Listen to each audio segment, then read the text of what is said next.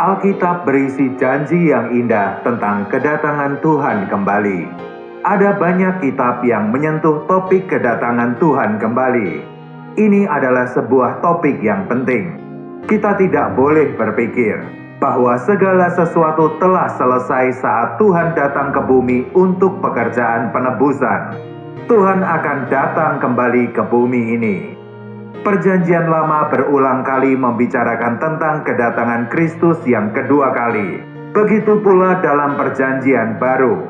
Kita dapat mengatakan bahwa topik ini adalah topik terbesar di dalam Alkitab. Kita berada di bumi bukan hanya untuk melayani Tuhan, tetapi kita juga menantikan kedatangannya kembali. Melayani Tuhan bukanlah satu-satunya fokus dalam hidup kita di bumi ini. Perjamuan kudus adalah sebuah peringatan akan Tuhan. Peringatan ini akan terus berlangsung sampai Dia datang kembali. Setiap mata orang Kristen harus tertuju pada kedatangan Kristus kali kedua. Meskipun kita membicarakan tentang ketaatan, pujian, pelayanan, dan lain-lain, hal-hal itu bukanlah satu-satunya fokus kita dalam melayani selama ini. Segala yang kita lakukan adalah berdasarkan visi tentang kedatangan Kristus kali kedua. Kita bukan hanya sekedar membicarakan kedatangan Tuhan kali kedua, tetapi kita benar-benar menantikan kedatangannya kembali. Panggilan kita adalah panggilan surgawi, bukan panggilan duniawi. Pelayanan kita adalah pelayanan surgawi.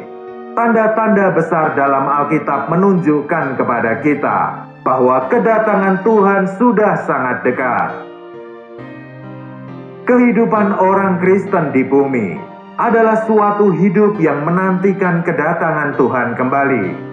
Hal itu berarti sementara kita hidup seperti orang lain, di dalam hati kita selalu berharap akan kedatangannya kembali. Kita harus dengan tulus mengharapkan kedatangan Tuhan tiap hari dan tiap jam. Banyak orang sangat paham dengan nubuat tentang kedatangan Tuhan kembali, tetapi mereka tidak benar-benar mengharapkan kedatangan Tuhan kembali.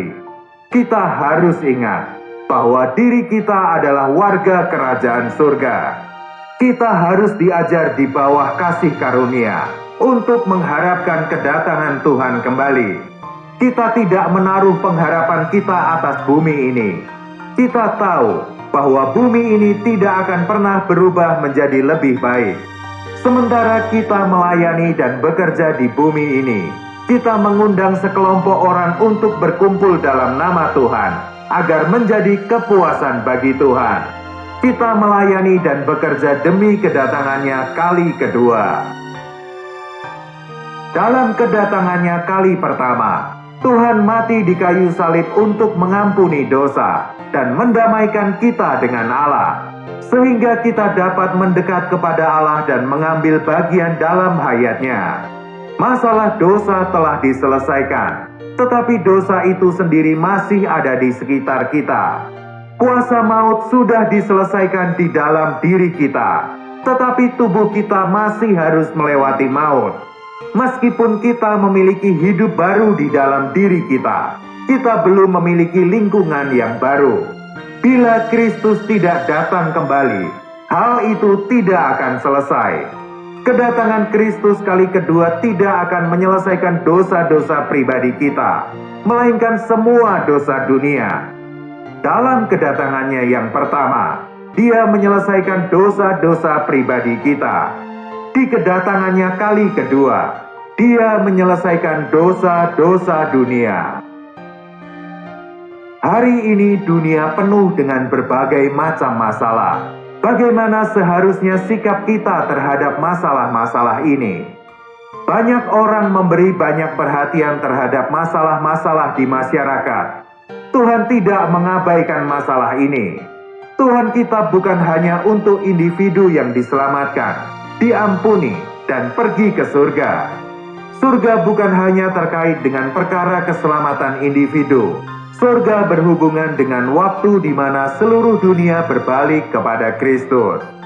Pertama-tama Alkitab membicarakan tentang keselamatan pribadi. Namun demikian, bukan berarti Alkitab mengabaikan masalah sosial. Kita tidak bisa mengatasi masalah sosial sekarang, karena masalah-masalah itu tidak berada di dalam kemampuan kita saat ini. Semua masalah sosial akan diselesaikan ketika Tuhan datang kembali. Ketika Dia datang kembali, semua penyakit sosial akan disingkirkan. Kekristenan memang mengatasi masalah ini, tetapi masalahnya adalah kapan waktu hal itu akan ditangani. Masalah ini akan dipecahkan saat Tuhan datang kembali. Kita mengharapkan hari kedatangan Tuhan kembali, dan hari itu semakin dekat.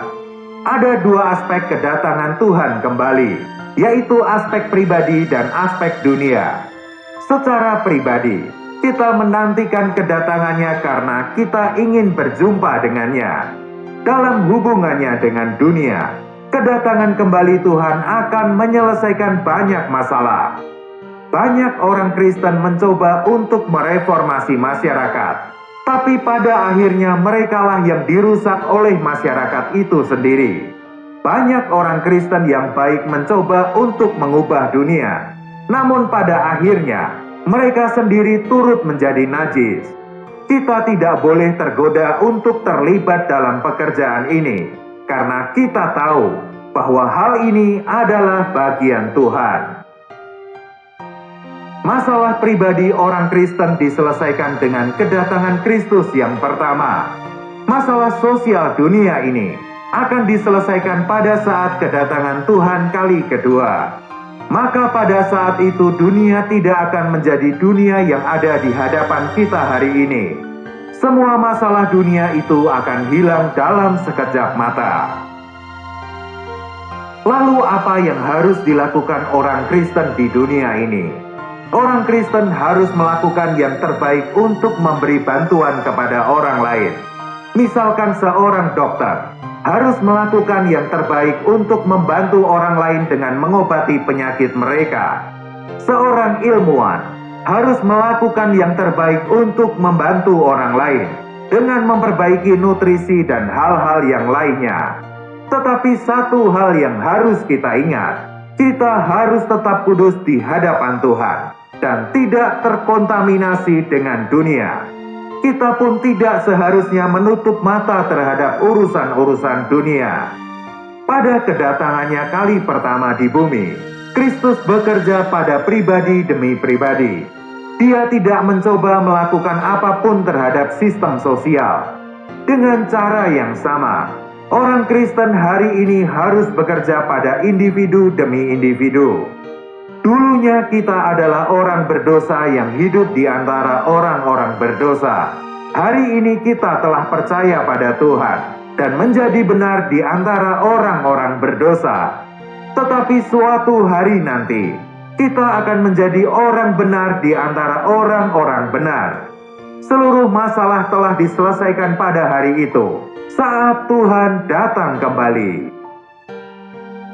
Alkitab menunjukkan kepada kita panggilan surgawi. Memang hari demi hari kita hidup di dunia ini, tetapi tidak ada perkara dunia yang permanen bersama kita. Tidak ada hal apapun di dunia ini yang harus menjadi milik kita agar kita dapat hidup. Kita hanya perlu apa yang Tuhan berikan kepada kita. Tidak apa-apa bila kita memiliki lebih sedikit atau lebih banyak. Bila Tuhan mengatur agar kita memiliki jalan yang mulus, kita dapat mengambil jalan itu. Tetapi bila Tuhan mengatur agar kita memiliki jalan yang sulit, kita pun dapat mengambilnya. Kita di sini untuk menantikan kedatangan Tuhan, bukan untuk mencari berkat duniawi.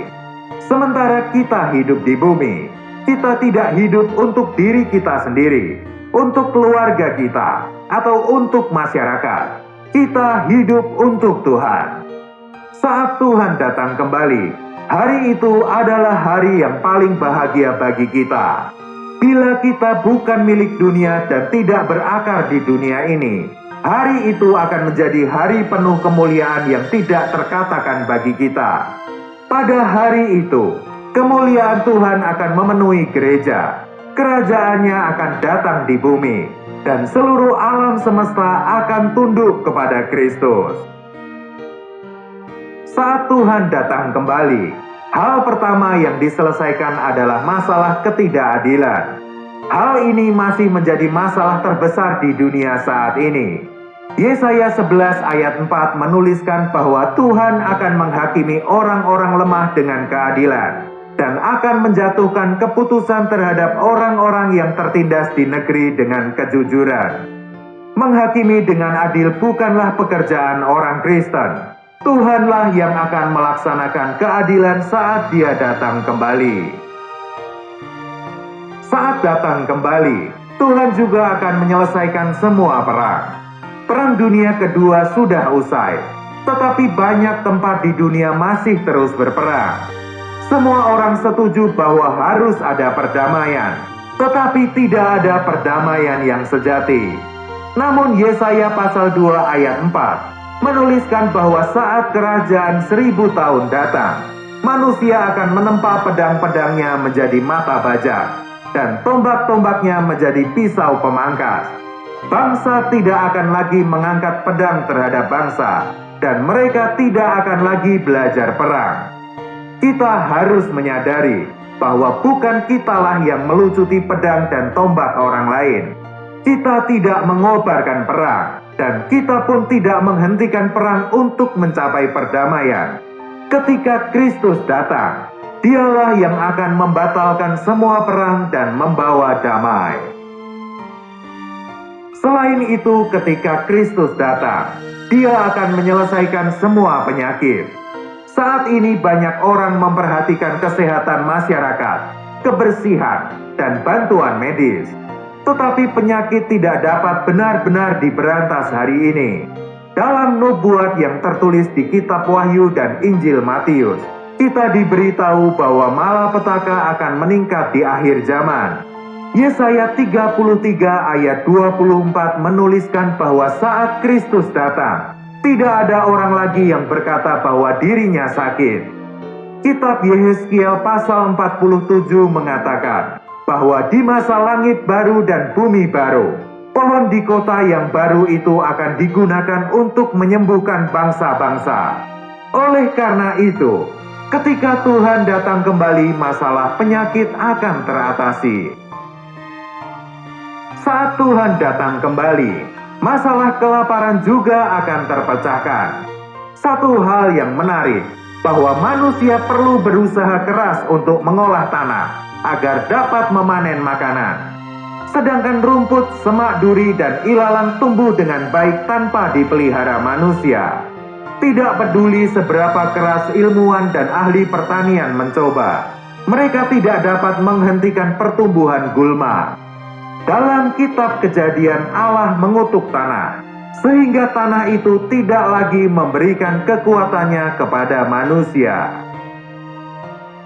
Kita tidak meremehkan upaya para ahli pertanian. Kita hanya mengatakan bahwa masalah-masalah itu tidak dapat diselesaikan tuntas oleh manusia. Tuhan pun tidak bermaksud agar gereja menyelesaikan masalah ini. Kita ada di sini hanya untuk kedatangan Tuhan kembali. Yesaya 51 ayat 3 menuliskan bahwa Tuhan akan membuat padang gurun seperti Taman Eden. Saat Kristus datang kembali, tidak ada lagi padang gurun, dan semua semak duri dan rumput liar akan berlalu. Para pendidik dan para filsuf mengajarkan manusia tentang yang baik dan yang jahat, serta untuk berpaling dari yang jahat untuk memilih yang baik. Tetapi tidak ada orang yang dapat menyelesaikan masalah dosa di dalam hati manusia. Tidak ada pendidik yang dapat memberikan pengenalan akan Tuhan. Ibrani 8 ayat 11 menuliskan bahwa saat Kristus datang kembali, semua orang dari yang kecil sampai yang terbesar akan mengenal Tuhan. Hari ini banyak tempat menjadi sarang dosa. Gereja dan orang-orang Kristen menyelamatkan manusia dari tempat-tempat yang penuh dosa ini. Namun tempat-tempat ini terus berdiri dan tidak berubah. Matius 13 ayat 41 dan 42 mengatakan bahwa saat Tuhan datang kembali, para malaikat akan menyingkirkan mereka yang melakukan kejahatan, yaitu mereka yang merusak orang lain. Dalam sekejap, Tuhan akan membersihkan bumi. Apa yang telah kita bicarakan dapat dianggap sebagai filsafat sosial orang Kristen. Kita telah melihat berbagai aspek hidup dan iman kekristenan. Sementara kita ada di bumi, kita harus melakukan apa yang harus kita lakukan. Tetapi hati kita harus terus terarah pada kedatangan Tuhan kembali.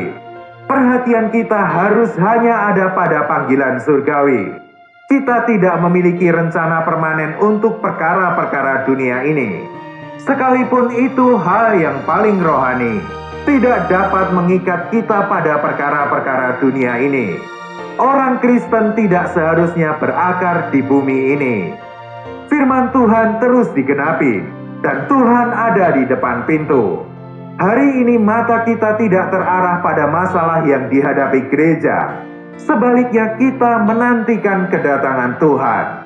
Inilah panggilan surgawi kita. Kiranya Tuhan membelas kasihani kita, dan kiranya mata kita hanya terarah pada kedatangannya kembali. Tuhan memberkati.